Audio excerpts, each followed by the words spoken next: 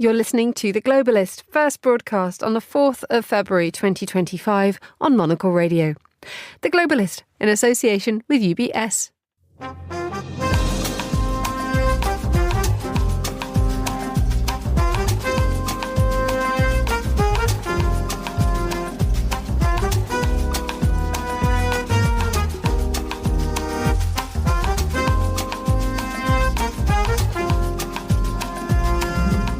Live from London, this is The Globalist with me, Emma Nelson. A very warm welcome to today's programme. Coming up, facing not one but two trials, we'll have the latest on South Korea's President Yoon's double courtroom battles. Also ahead, as Elon Musk continues his evisceration of the US government structures, we look at the consequences of freezing American overseas aid. We'll ask why it took Belgium 8 months to form a government, and we'll find out why Venice wants more people, not fewer. That's all coming up on The Globalist, live from London.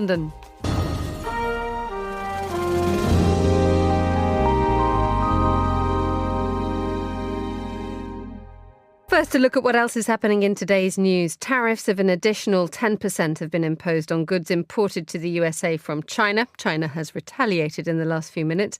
The US has paused the introduction of tariffs on goods imported from Canada, however. Earlier, President Trump suspended import charges on Mexican goods for a month. And a ceasefire has been declared by rebels in the Eastern Democratic Republic of Congo. Stay tuned to Monocle Radio throughout the day for more on these stories. But first, the South Korean President Yoon Suk Yeol faces two trials at the moment. On February the 20th, he's expected to be in court to face charges of insurrection. This week, however, is the turn of his impeachment. And to bring us up to date, I'm joined now by Monocle Seoul correspondent Jeyup S Kwaak and John Nilsson-Wright, head of the Japan and Korea programme and Centre for Geopolitics at the University of Cambridge. A very good morning, good afternoon to you both, Jeyup. Good afternoon. Thanks for having me. Jeyup, bring us up to date with this, because there are logistic issues here. How is the South Korean legal system going to manage two concurrent legal processes? So the current impeachment trials are being done at the Constitutional Court, which is slightly separate from the usual, the three-court system of a liberal democracy.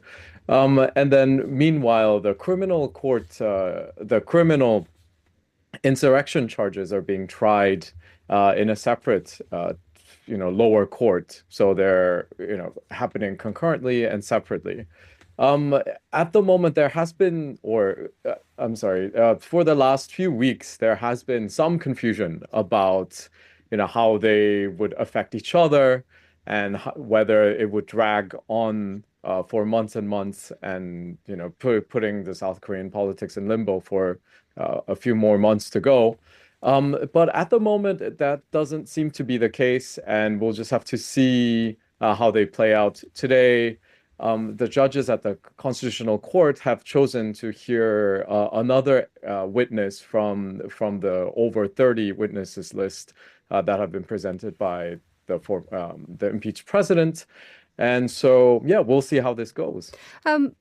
Turning to you, John, we have an astonishing situation here where we have a current president facing, as we say, two trials, one criminal, one through the Constitutional Court. But we have a divided society as well, because if you go to the jail where Yoon is being held, or indeed if you see protests, we have thousands taking to the streets, some demanding President Yoon Suk Yeol's reinstatement, others demanding his permanent removal. Yes, I mean, it is an extraordinary situation, and that's, I suppose, not altogether surprising given the extraordinary nature of the events back in early December when President Yoon announced martial law. I think the critical issue in all of this is the speed and effectiveness with which the Constitutional Court can reach a clear and final decision on the validity of that impeachment motion passed by the National Assembly. The issue here is, I think, clouded by the efforts on the part of the Conservatives in South Korea, the People Power Party, to begin to question the fairness and dispassionate nature of the process by which the Constitutional Court makes its decision. Already Conservatives are trying to suggest that the Chief Justice and two of the current 8 sitting justices on the court should recuse themselves They are making allegations that they are biased, allegations which I think will be hard to sustain. And that represents a real challenge to the very basis of the constitutional system in South Korea. Today's hearing, which is involving both the former Defense Counterintelligence Command Chief and the Capital Defense Commander, two key military officials who were involved in that martial law declaration, or effort to implement martial law, together with the Deputy Director of the National Intelligence Service, is really important because it provides an opportunity for the court to question or to investigate what happened in those critical days in early December. And I think they will want to make a relatively early decision, perhaps as soon as early March. That's partly a reflection of the gravity of the situation that the country is facing. It also reflects the fact that the Chief Justice of the court, his term will expire in March. So there is an imperative to reach a decision, but there's also an imperative to make a decision that will be accepted by ordinary Koreans. And that's why your other point about the role of public opinion is really significant. We now see rough equivalence on the part of the public in their support for both the opposition party, the Democratic Party, which controls the National Assembly, and the governing Conservative Party. On this issue of President Yoon's, if you like, extra constitutional responsibilities and the fact that he has been accused of stepping out of line by ordering the declaration of martial law, I still think that the majority of Koreans do recognize that he overreached. The question is, can the country come back together around a consensus about what should happen now going forwards? And that's why the question of the court is really important. Jeyup, explain to us a little bit more about who we are going to hear from this afternoon, or who we are hearing from today. John has just mentioned the fact that we have three key figures here. We have the former head of the Capital Defense Command, we have the former head of the Defense Counterintelligence Command, and we have the former First Deputy Director of the National Intelligence Service. Are we expecting these three figures to give evidence which will contradict that has already been given by President Yoon? I mean, that's quite hard to say, to be honest, because President Yoon has remained adamant that his martial law imposition in early December was within legal boundaries and that he shouldn't be impeached. But for the Constitutional Court, this would set a precedent that a sitting president could declare martial law without a proven imminent threat to national security.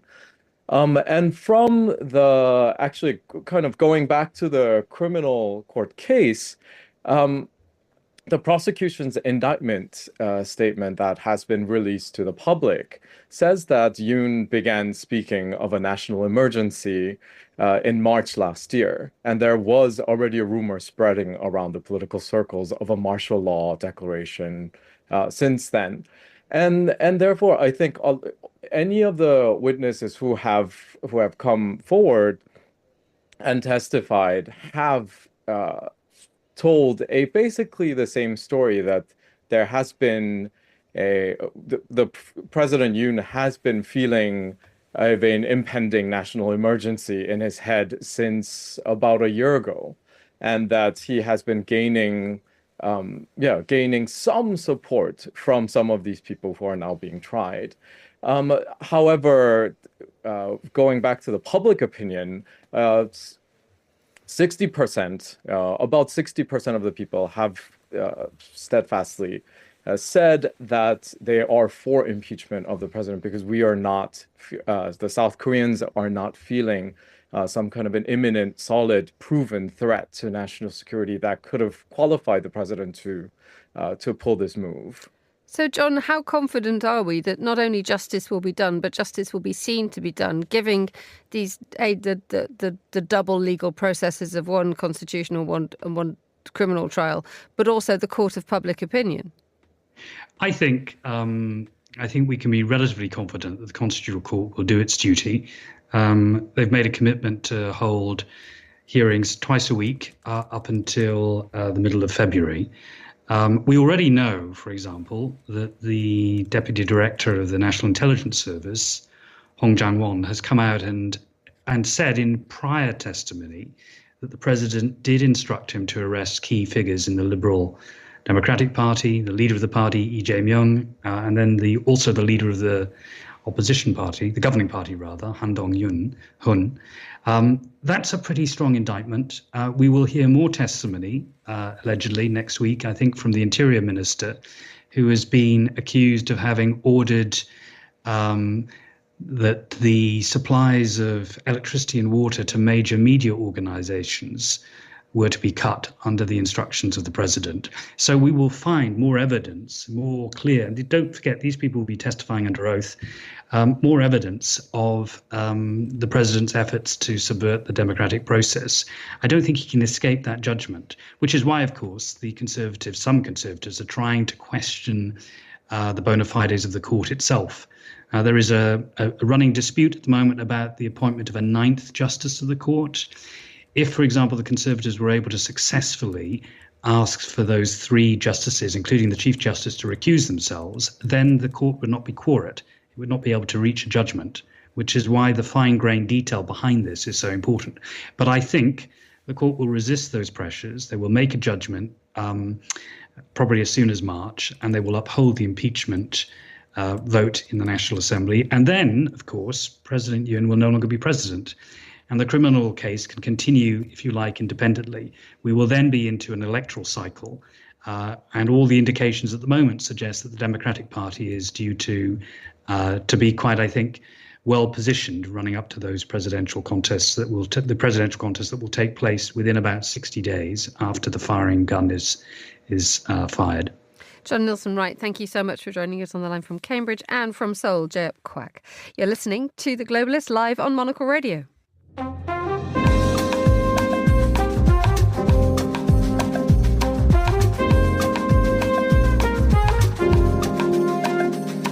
2:12 a.m. in Washington, D.C. So what is to become of USAID, the U.S. government's main overseas aid agency? The Secretary of State, Marco Rubio, said he's now taking over as acting administrator. Its website is offline and its staff have been told to stay at home. President Trump's advisor, Elon Musk, says he and the president have agreed to shut it down. So I'm joined now by Melissa Hamilton, Professor of Law and Criminal Justice at the University of Surrey. Very good morning to you, Melissa. Good morning to you as well. Very warm welcome to Monocle Radio. So is this the end for USAID? No, not so far. So two different courts have weighed in very quickly. Both of them have basically shut down the freeze, indicating that even as a preliminary matter, the claimants have shown that they could win a more permanent injunction. So will there continue to be what has been called chaos in terms of the USAID? Yes, but no, it's not over yet. Because are we in a position where actually Donald Trump can use an executive order to reshape this and get rid of USAID? Well, that's the argument, is what powers the president has versus Congress. So the heart of the lawsuits are the battle where President Trump is indicating that he has the right as president to agree to or to funnel funding to meet his priorities, the presidential priorities. The counter to that is the argument that it's actually Congress that has the purse strings over the funding. And so that's the heart of the lawsuits, is who really has the powers here to direct the fundings for these agencies. That's the legal side, but the very real side seems to be impacting straight away. I mean, what is actually happening on the ground in terms of the delivery, the organisation, just the general execution of aid and the United States? That's a really excellent question. So you are distinguishing in terms of the law itself versus what is happening in real life. So as a practical matter, the president and his priorities are winning here because one of the goals seems to be is to spread and I'm using the word again, chaos. And that is certainly happening on the ground. The intent of the administration is very clearly to spread, well, I keep using the word chaos, but what has happened is he's shaking things up. And so that is happening on the ground in terms of the recipients of the aids. A lot of them are shutting down, they're laying off people. and the monies are not being spent. And so to that extent, that is a win despite the court cases. Indeed. And we've seen Elon Musk, I've still yet to sort of come up with an accurate description of him, sort of aide, helper, wingman of Donald Trump. Elon Musk, he has said quite openly he wants to bring down USAID. He's called it a criminal agency online. But he's also done business with it, hasn't it? He's done, the US government's humanitarian and development arm has spent almost $1 million on SpaceX's Starlink terminals. So what do we think the problem is here that's making Mr. Musk and President Trump so determined to bring it down? Well, it's because the funding, or at least a significant amount of the funding, is being spent on things that they disagree with. So you're right. This is the USAID is a large agency. They're spending money on lots of things, including, as you mentioned, things that had supported what Elon Musk wanted. But their concern is more with the things that the agency is spending that they disagree with. And so that is at heart the issue. They want to shake things up. They want to reorient what the funding can be used for, which is consistent with their priorities. And so that's the basis of it, is to reshift the funding to the things that they wish to and away from the things that they disagree with. And longer term, what would be the effect of the US withdrawing from the world stage in the manner with which that they seem to wish it to happen? Well, long term is both the status of the U.S. in terms of humanitarian aid. The U.S. had been the number one spender in humanitarian aid worldwide, so that might come to an end. But more practically is people are suffering. So to the extent that some of the aid has been shut off immediately, despite the court wins, is people around the world are suffering because they're not getting the immediate food and medical attention, as well as safety aid that the monies had been going. So there is significant impacts around the world on marginalized and impoverished people.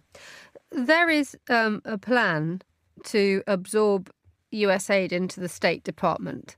A very similar thing was done in the United Kingdom a few years ago. And at that time, there were two criticisms of the plan. Firstly, that it would cut funds and make it harder for funds to become available for aid projects. But secondly, it would politicize aid, which effectively is a humanitarian issue and which should not be subject to political scrutiny. Do we think that this is what is going to happen here in the United States?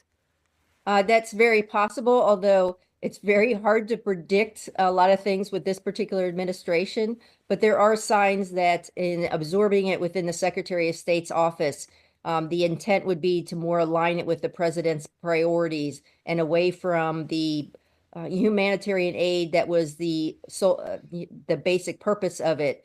The other aspect of it is to attempt to take it away from congressional priorities. And so it could go along the same lines, just hard to tell what is happening, as many things are in play at the moment. And finally, tell us, Melissa, when we look at the longer term structure of government now, and we have this determination by Mr. Musk to restructure and release Doge on every corner. How quickly do you think this will all happen? Do you suspect that this may all take us very much by surprise, that in a couple of months, everything will have changed? Yeah, I think change is in the future in terms of this administration. And that is what their intent has been. And they've been clear about that, which is they do want to shake things up. They want to reprioritize what funding and just reprioritize what the government can do, the programs that they do want to explore and supplement, and then actually to axe the things that they don't want. So change is going to be an everyday occurrence, unfortunately.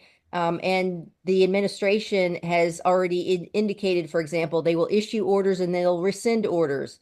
And at least in one of these cases, the judge said the rescinding of the order was actually not legitimate because they intended to go through with the original ban anyway. So even the things and orders that they issue or statements that they make, they sometimes will withdraw it the very next day. So yes, we are in for significant shifts, I believe. What can the Democrats do about all this? Well, one of the things they have done is bring one of these suits where the judge has issued a ban. So that is the Democrats. It was Democrat-led states that brought the case in the state of Rhode Island. So they are fighting, and at least to that extent, they have a minor win. And there's all indications that the Democrats will continue to fight this kind of order on other grounds as well. Melissa Hamilton, Professor of Law and Criminal Justice at the University of Surrey, thank you so much for joining us on Monocle Radio. This is The Globalist. UBS is a global financial services firm with over 150 years of heritage. Built on the unique dedication of our people, we bring fresh thinking and perspective to our work. We know that it takes a marriage of intelligence and heart to create lasting value for our clients. It's about having the right ideas, of course, but also about having one of the most accomplished systems and an unrivaled network of global experts. That's why at UBS, we pride ourselves on thinking smarter to make a real difference. Tune in to The Bulletin with UBS every week for the latest insights and opinions from UBS all around the world.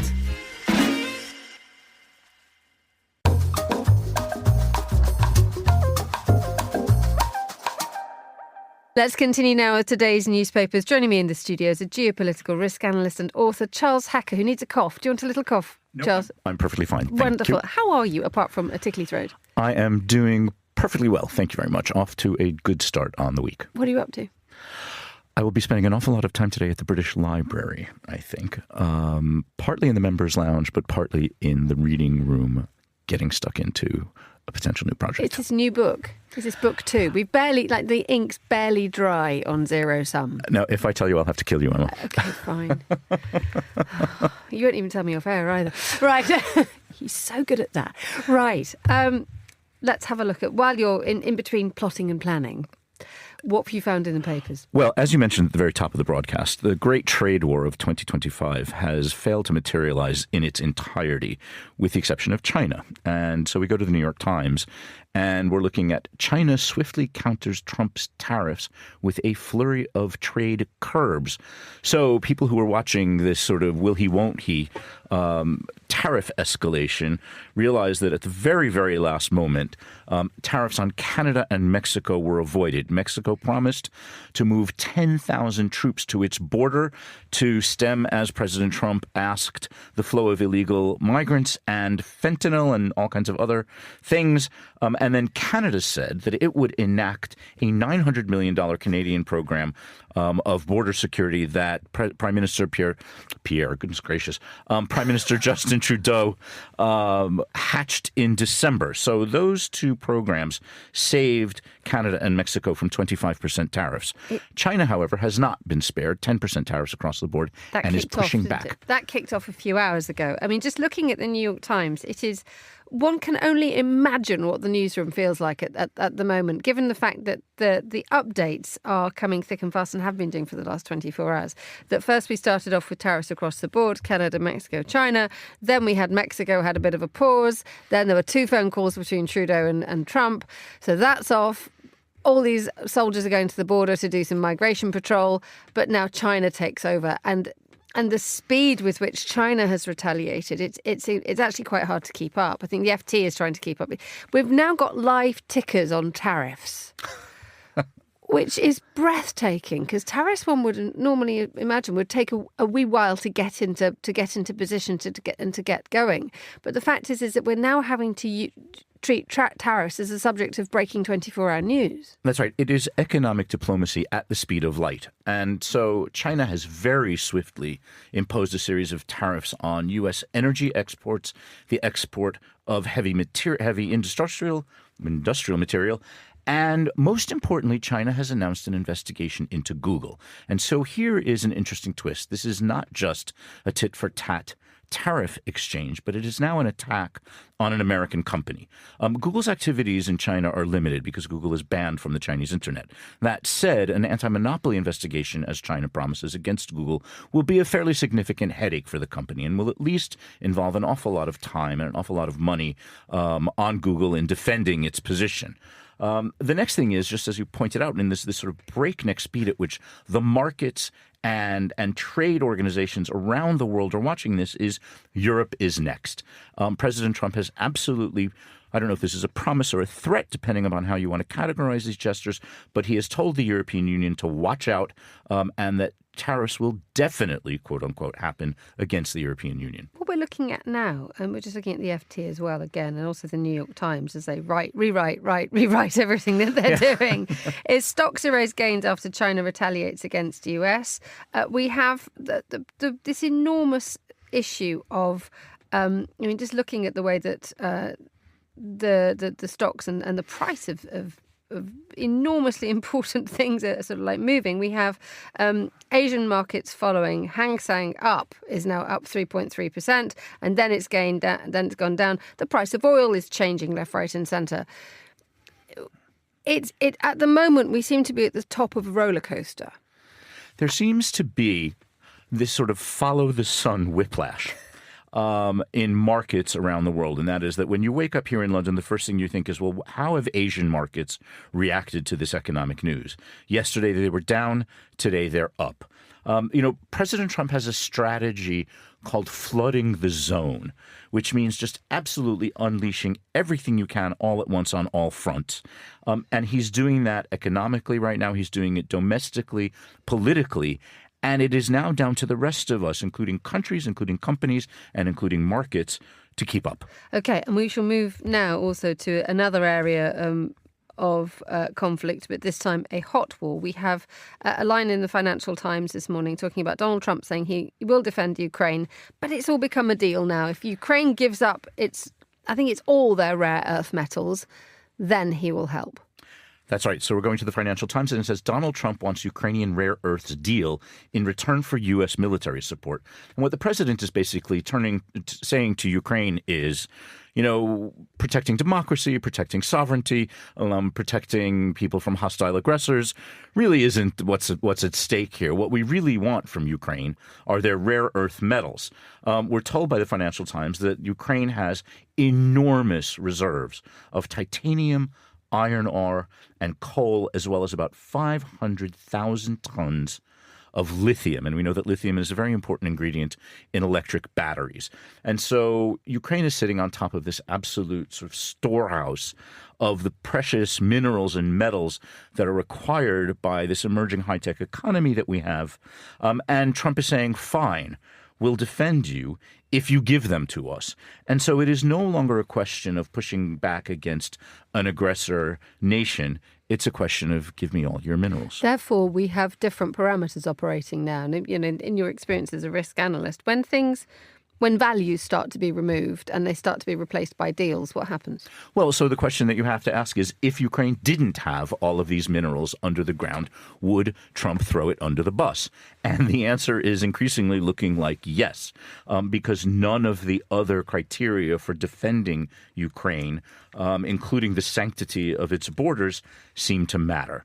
And so this is a signal to both aggressors, potential aggressors, and potential defenders around the world that unless you've got something of dollar value that is worth defending, the U.S. may not come to your rescue.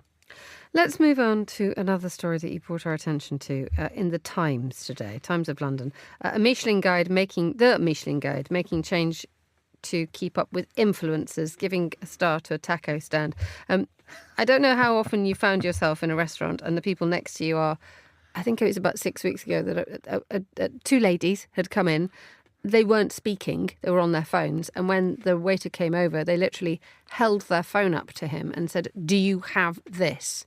And when he said, "No, madam, I don't," they just didn't know what to do. They were in a flat spin because obviously they'd seen a dish on Instagram or something and had decided that was the reason why they were going there, only because they had seen it on social media. The world has changed, and Michelin is now trying to keep up with this slightly odd change in direction. That's right. The Michelin Guide used to be the sole arbiter of taste in the world of restaurants. And a Michelin star, or the removal of a Michelin star, used to control the fate of restaurants around the world. And so this story in the Times tells us that Michelin's grasp on the dining world, and heaven help all of these people who are holding up pictures of Instagram once they're in restaurants, but heaven help everyone else sitting around them, and heaven help the waiting staff. Well, I'm trying to think how I might react if a neighboring table pulled a stunt like that, and I think I might just sort of keep to myself for fear of being then put on Instagram myself as some sort of, an angry table neighbor. In any case, the Michelin Guide is losing its grasp as a single arbiter of taste in the world of restaurants, precisely because TikTok, YouTube, and Instagram are now the tastemakers. And so the Michelin Guide is adapting. And what the Times tells us essentially is that the Michelin Guide gave a star to a Mexican taco stand. It's a restaurant that is 3 meters by 3 meters. And was frequented by regulars and, apparently put out a pretty decent taco. And along comes Michelin and gives them a star. And there is now a queue around the corner to get into this place. This is the Michelin effect.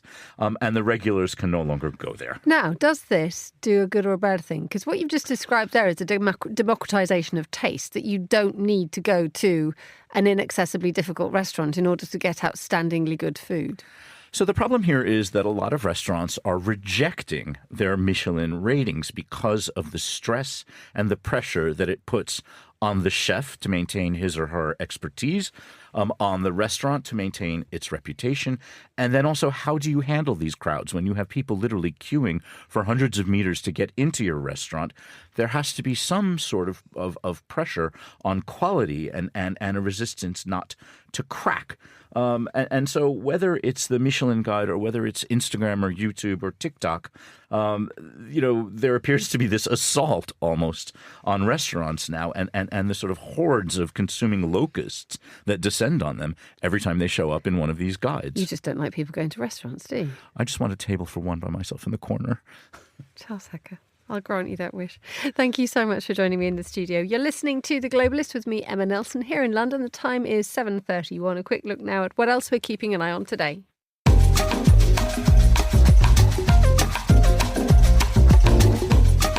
Tariffs of an additional 10% have been imposed on goods imported to the USA from China.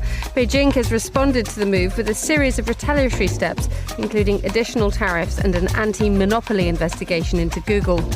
The US has paused the introduction of tariffs on goods imported from Canada. Earlier, President Trump suspended import charges on Mexican goods for a month. The world's richest man and advisor to Donald Trump has been made a special employee of the US government. Elon Musk has moved swiftly to shrink the size of the US government of President Donald Trump. His appointment enables him to avoid rules that usually apply to regular government employees, such as disclosing conflicts of interest. And a ceasefire has been declared by rebels in the Eastern Democratic Republic of Congo. The group, which includes the Rwanda-based M23 rebels, cited humanitarian reasons. This is The Globalist. Stay tuned.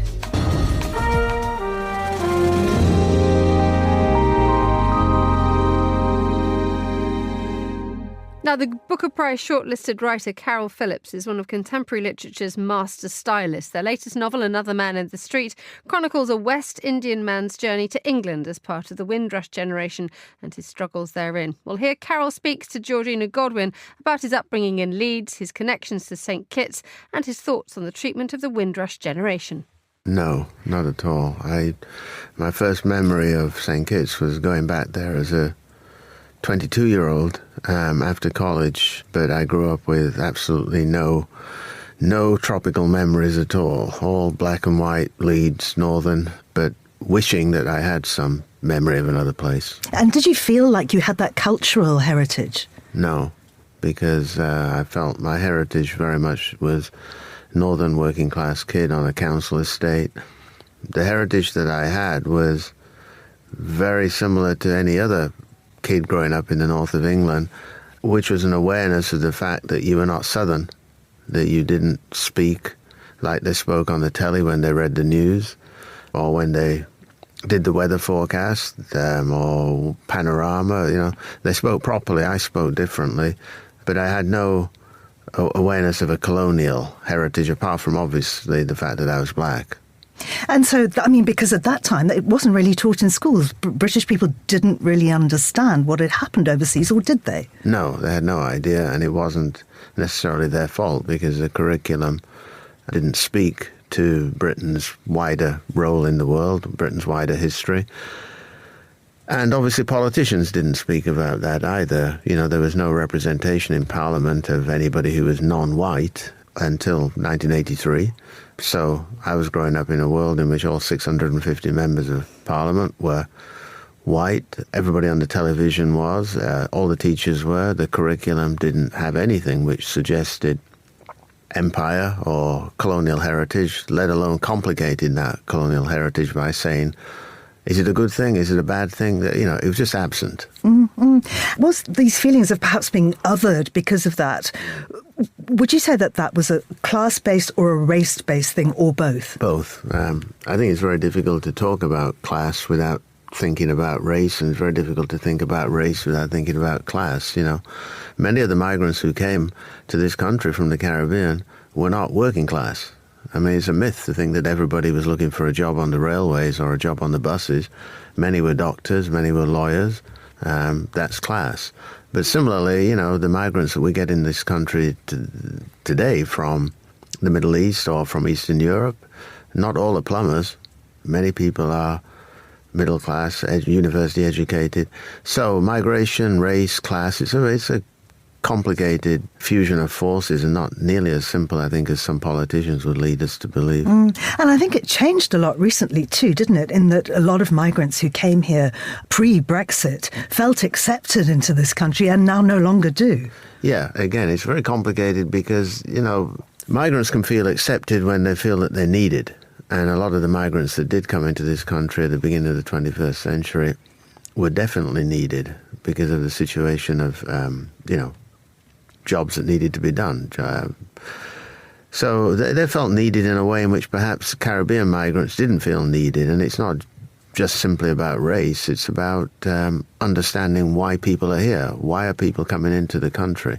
Nobody really explained to the general British population at large the relationship between a colony and a colonial centre, that you colonize people by giving them British passports and telling them that they belong.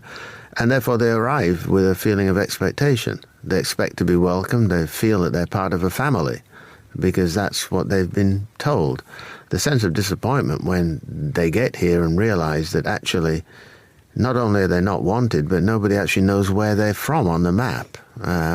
Nobody understands their heritage. So it's a very, very complicated and often an encounter which results in tremendous disappointment and tremendous sense of alienation. And doubly so for your parents' generation, the Windrush generation, who've had this twice now, who've just recently been told, actually, you don't belong here and you have to go to a place you may not know at all. First of all, it's a terrible thing to ask people to come to a country to work and help you out after the war, which is what the vast majority of West Indians came because they were asked to come in the wake of the Second World War when there was great problems with employment in this country. To be asked to come and to find that you're not wanted and you're not recognized is a blow to the soul, of course. But then 40 years later, to realize that, you've gone on holiday to Mallorca or wherever and you can't get back, or you turn up to try and claim your pension and you're suddenly told, actually, you shouldn't be here. Why? Because somebody in the Home Office or the Foreign Office has destroyed the records which show that you do have residency rights. Yeah, it's a double blow and it's a double sense of, betrayal. Absolutely, it's completely shameful. Being this kid on a council estate in Leeds, going from there to Oxford, what was the driving force that propelled you in terms of education? Well, my parents, because my parents were both realized that the primary thing that Britain had to offer their children, not them, but their children, was education.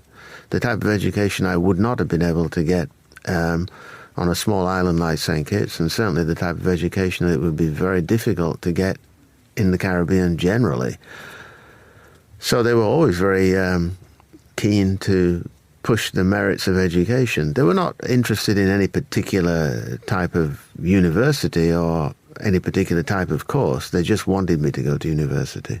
And fantastic that you got into really one of the best universities at that time in the world. Yeah, they were obviously very pleased, but strangely enough, I was not that interested in going to Oxford. I was interested in going to university, but I wasn't too interested in the prestige or the imagined prestige of the place. My headmaster didn't like me, and the feeling was deeply mutual, and he went to Cambridge, so I decided I wanted to go to Oxford. It's as simple as that. Carol Phillips there talking to Georgina Godwin, and Carol Phillips' book Another Man in the Street is out now via Bloomsbury. You're listening to Monocle Radio.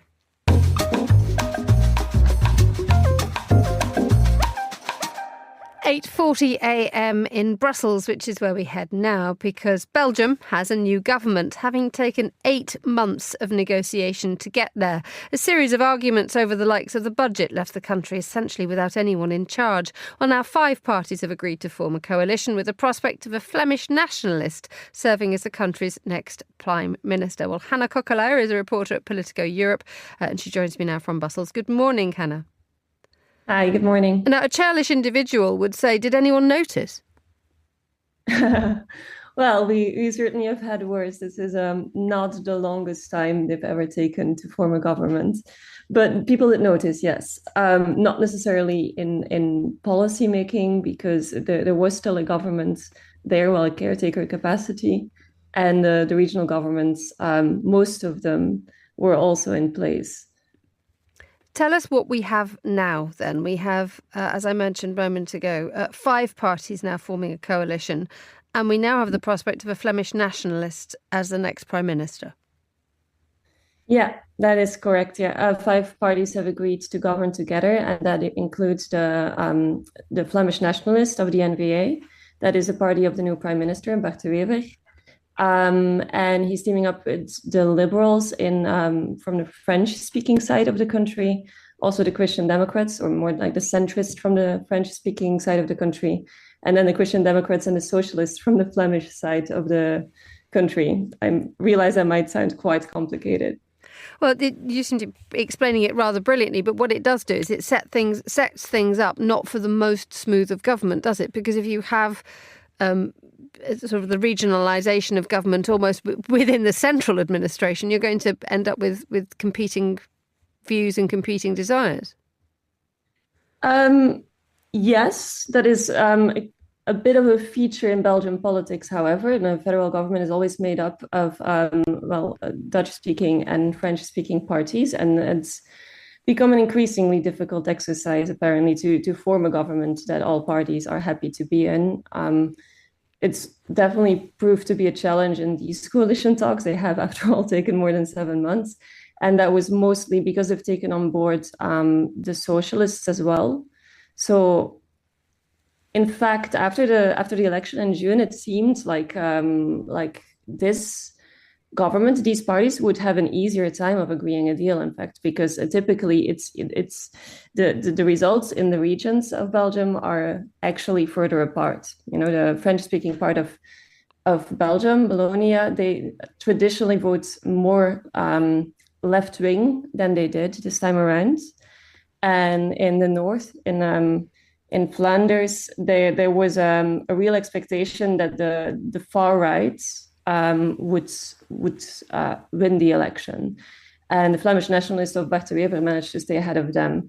So initially, they thought actually these parties could be more like-minded than we had expected. This will be a breeze. But the exercise of cutting the budget deficit has really pitted the Liberals against the Socialists over these past few months. And we now have the prospect of a Flemish nationalist Prime Minister.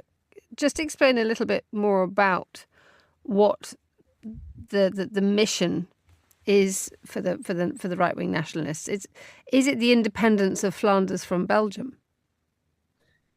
Well, that is certainly what at one point they were aiming for. The Flemish nationalists of the N-VA, because there are 2 Flemish nationalist parties in Flanders. There is the N-VA, and then further to the right, there is the Vlaams Belang, Flemish Interest. the latter, they're still very much aiming for Flemish independence. NVA has kind of softened its stance a bit over the years, and it's defending more of an approach of confederalism, which would mean that more powers are shifted to the regions, but the Belgian state as such remains in existence. Remains a bit to be seen to what extent the Flemish nationalist prime minister can actually make that happen in the next couple of years, because he does still have a coalition government, and the parties in that coalition government do not necessarily share that wish. Hannah Kokela, thank you so much for joining us on the line from Brussels. You were the Globalist on Monocle Radio.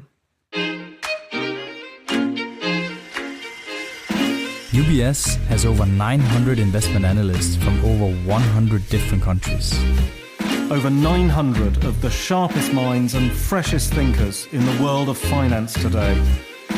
To find out how we could help you, contact us at ubs.com.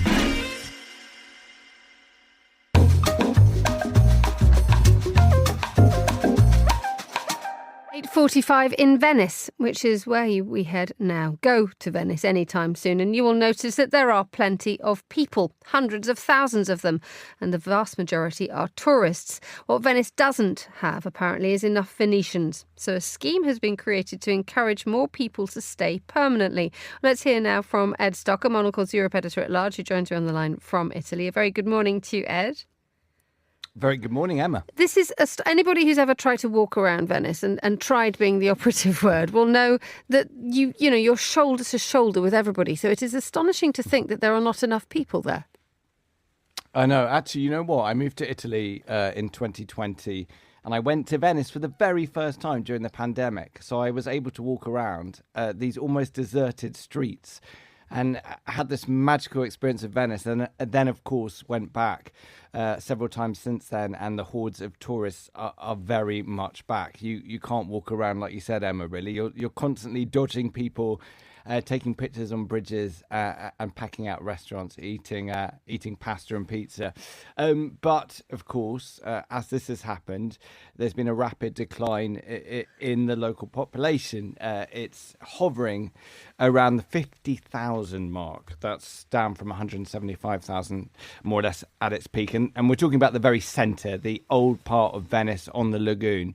This is because it's a very expensive city to live in for locals. A lot of houses or apartments are taken up by short-term rentals. And so as this happens, a lot of people have moved out. A lot of people are now based in Mestre, which is the other side of the bridge. It's almost like a dormitory town that provides, a lot of workers that go into the centre of Venice to work. And so the city is aware that, it's on the front line of many issues, not climate change, tourism, depopulation, and it's trying to do something, Emma, to try and halt this decline. Does Venice have a problem with empty homes, though? Because, if you are a tourist, then absolutely everything is chock-a-block booked. So it sort of depends on the kind of accommodation and the kind of residences that the Venetians are trying to establish. Exactly, it does. And it's hard to find an exact figure. Anything between 2,000 and 500 empty properties. This is sort of social housing belonging to the municipality. And part of this scheme that's sort of in the news at the moment is to try and turn these houses over to middle-class Venetians or Italians and rent them out at subsidised rents to try and bring back people, bring back families into the centre. And so this scheme is trying to do up around 1,000 apartments by 2027. It's got a quite modest figure of 140 for this year. So, in the grand scale of things, whether it will halt the decline, I'm not sure, but it's a step in the right direction. The problem is that, there's a lot of these places that are empty, but they just need so much work. There's a figure that's been published of some 50 million euros to do up all these empty houses to get them ready to be lived in. And that's money that Venice simply doesn't have.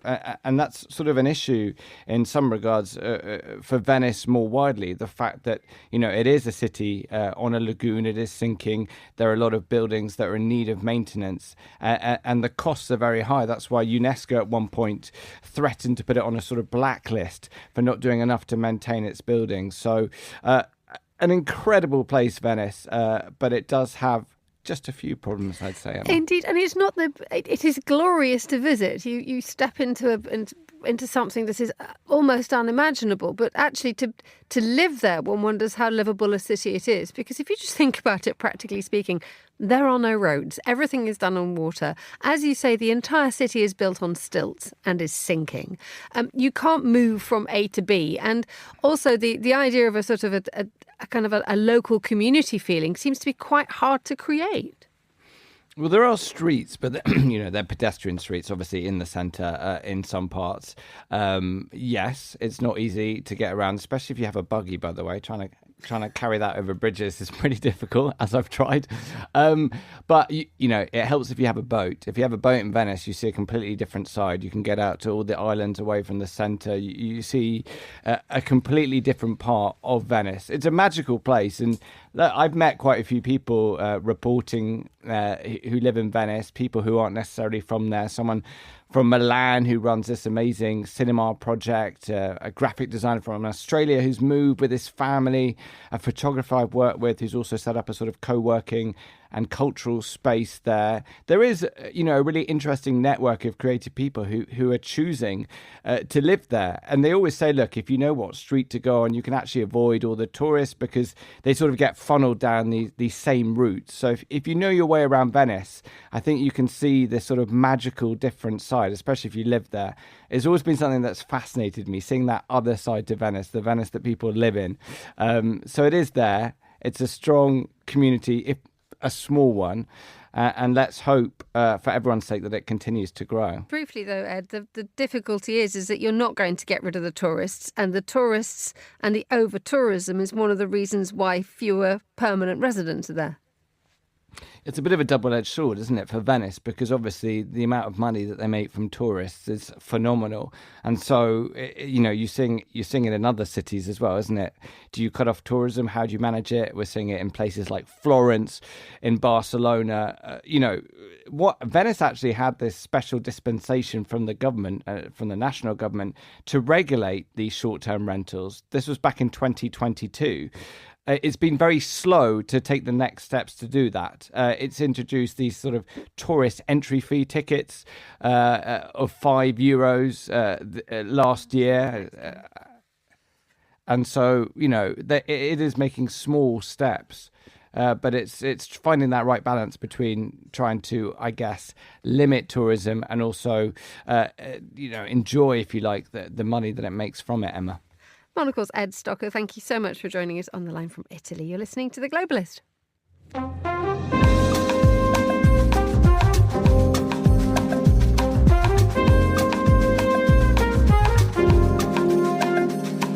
Finally today, it is time to talk about the silver screen. I'm delighted to say that joining me in the studio is a film critic, Karen Krizanovich. A very good morning to you, Karen. Good morning.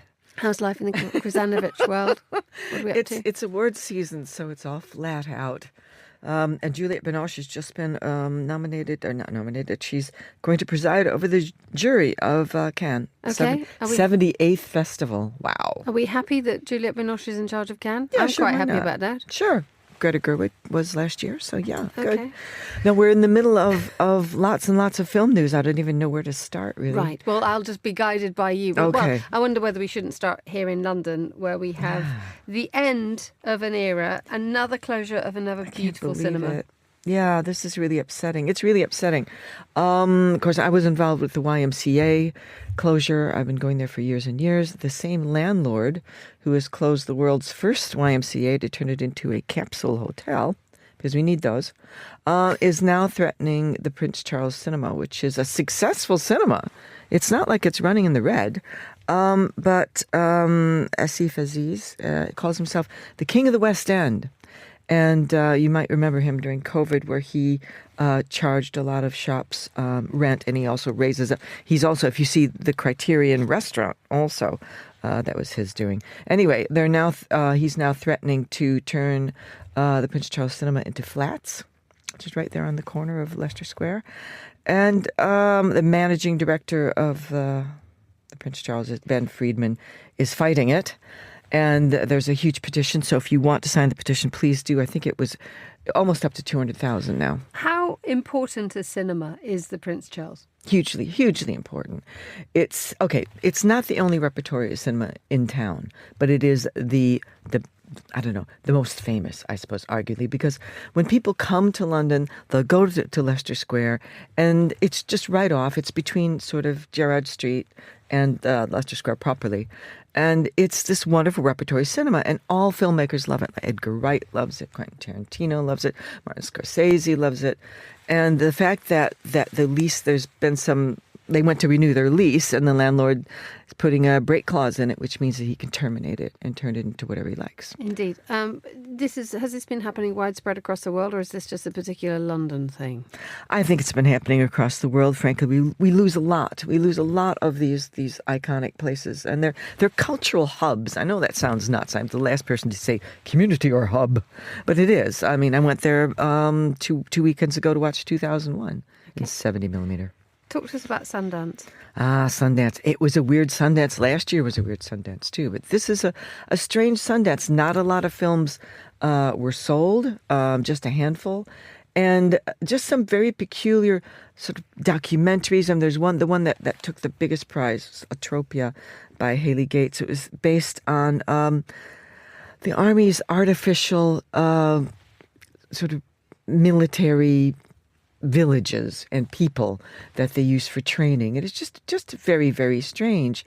There's also Seeds, a documentary by Brittany Shine. And what is really telling is that there wasn't really any, competition until the body horror movie. And I'm wildly searching for my notes now because I've got so many. We had so much to cover. But there was a body horror movie that was inspired by the success of The Substance, which I hope you've seen.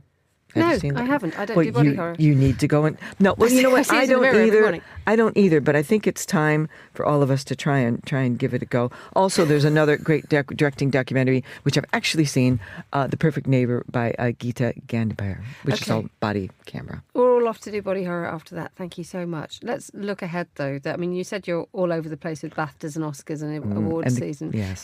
Could you make sense of it for us mere mortals, please? Yeah, I can. Well, the London Critics Circle Awards were Sunday. The BAFTA Awards are coming up, and the Oscars, of course, which is cinematic Christmas for me.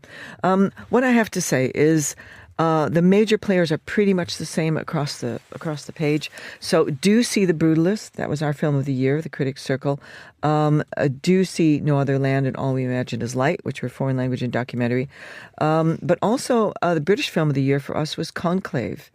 And we were lucky enough to have our stage graced by Zoe Saldana, who's supporting actress of the year in Emilia Perez, and also Mikey Madsen and Daniel Craig, as well as Leslie Manville, and we had Ralph Fiennes. So we had a lot of stars. And I think it's a really strong year for independent films and for films that kind of stretch our imagination. There might not be things that we would choose to see, but you're happy you've seen them afterwards. Karen Krizanovich, thank you so much for joining me in the studio. And that's all the time we have for today's programme. The warmest of thanks to our producers, Hassan Anderson and Carlotta Rebello. Our researcher was Maisie Ringer, and our studio manager was Alan Whedon. Special thanks to him. After the headlines, more music on the way. The briefing's live at midday in London. Hope you can join me for that if you can. And The Globalist is back at the same time tomorrow. But for now, from me, Emma Nelson, goodbye. Thank you very much for listening.